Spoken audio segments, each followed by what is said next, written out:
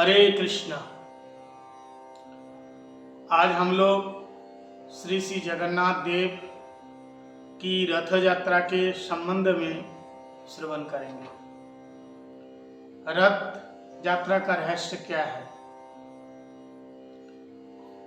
श्रील भक्ति सिद्धांत सरस्वती गोस्वामी प्रभुपाद ने श्री श्री चैतन्य चरितामृत के अनुभाष्य में रथ यात्रा के संबंध में बहुत ही सुंदर व्याख्या किया है। उन्होंने कहा कि ब्रज की गोपियों ने सबसे पहली बार यह रथ यात्रा का प्रारंभ किया। भगवान श्री कृष्ण द्वारकानाथ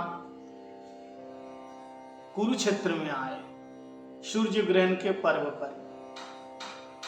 भगवान श्री कृष्ण जब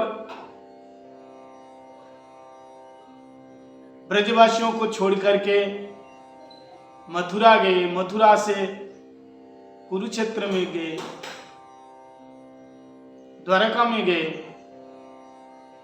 तो बिल्कुल 100 साल पूरा हो गया था। 100 साल के बाद ब्रजवासियों से मिले। सारे ब्रजवासी वहां गए, मां यशोदा, नंद बाबा, यहां तक राधा जी के सारे परिकर। लेकिन भगवान कृष्ण से मिलने के बाद ब्रजवासियों को वह भाव का रस आस्वादन नहीं हुआ जो वृंदावन में मिलने के बाद आस्वादन मिलता था। रेवती तरुतले, बेतसी तरुतले, वृंदावन की कुंजन में, यमुना जी के तट में भगवान कृष्ण से मिलते थे। यहाँ मोर, मुकुट, पीतांबर, हाथ में बंसी, वह माधुर्यमय शोभा। लेकिन यहाँ द्वारका में ऐश्वर्य भाव।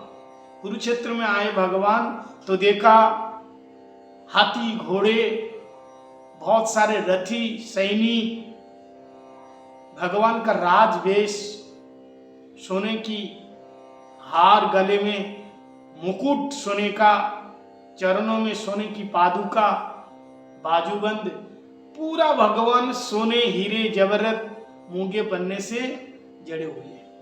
तो ब्रजवासियों को यह जो ऐश्वर्य भाव अच्छा नहीं लगा, इसलिए ब्रज की गोपियों ने श्याम सुंदर को अपने मन रूपी रथ में बिठा करके ऐश्वर्यमय स्थान से माधुर्यमय भूमि वृंदावन को खींच के लाई है।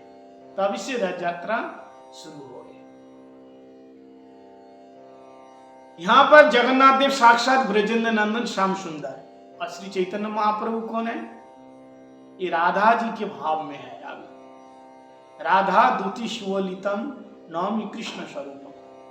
तो राधा जी के भाव में, गोपी भाव में जगन्नाथ जी को लीलाचल से खींच करके सुंदराचल लेके आ रहे। लीलाचल क्या है? ये ऐश्वर्यमय स्थान है। सुंदराचल क्या है? ये साक्षात श्रीधाम वृंदावन है, माधुर्यमय भूमि है। बहुत सारे भक्तों के साथ राधा भाव में विभावित होकर के गोपी भाव में, यानी श्री चैतन्य महाप्रभु श्री जगन्नाथ जी का अपने हृदय में बिठा करके खींच करके ऐश्वर्यमय भूमि से माधुर्यमय भूमि में लाते। रथ का मतलब क्या है? रथ ये मानव शरीर है। रथ में कुल मिलाकर के 206 लकड़ियां होती हैं और एक एक रथ में 16 पहिए होते हैं, 16 चक्के होते हैं। ऐसे मानव शरीर में मूल 206 हड्डियां होती हैं और 16 इस शरीर में हमारे 5 ज्ञानेंद्रिया, 5 कर्मेंद्रिया और 6 रिपु। ये 16 चक्के हैं। तो हमारे शरीर में ये ज्ञानेंद्रिया, कर्मेंद्रिया और 6 रिपु होते हैं। रस्सी क्या है? ये हमारा मन है। बुद्धि क्या है? ये सारथी है। रथी कौन है? ये भगवान साक्षात श्री कृष्ण है। जैसे बुद्धि के बिना शरीर चलता नहीं है, ऐसे भगवान श्री कृष्ण के बिना ये शरीर रूपी रथ चलता नहीं है। भगवान श्री जगन्नाथ देव एक बार जो रथ में बैठ करके जाते हैं, दूसरे साल उसी रथ में नहीं बैठते हैं, उनके लिए फिर नए रूप से रथ बनाया जाता है।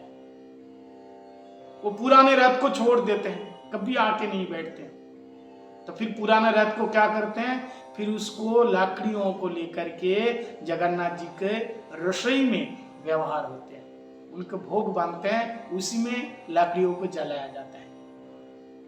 ठीक इसी प्रकार ये शरीर रूपी रथ में से एक बार परमात्मा निकल जाने के बाद, उतर जाने के बाद ये शरीर और किसी काम का नहीं रह जाते हैं। फिर इस शरीर को जलाया जाता है, ये शरीर बेकार हो जाता है और परमात्मा यानी कभी इस शरीर में आकर के दोबारा कभी नहीं बैठता है। तो ये जगन्नाथ जी का ये सुंदर वर्णन है, महिमा है, शास्त्र में दिया है। श्री जगन्नाथ भगवान की जय। हरे कृष्ण।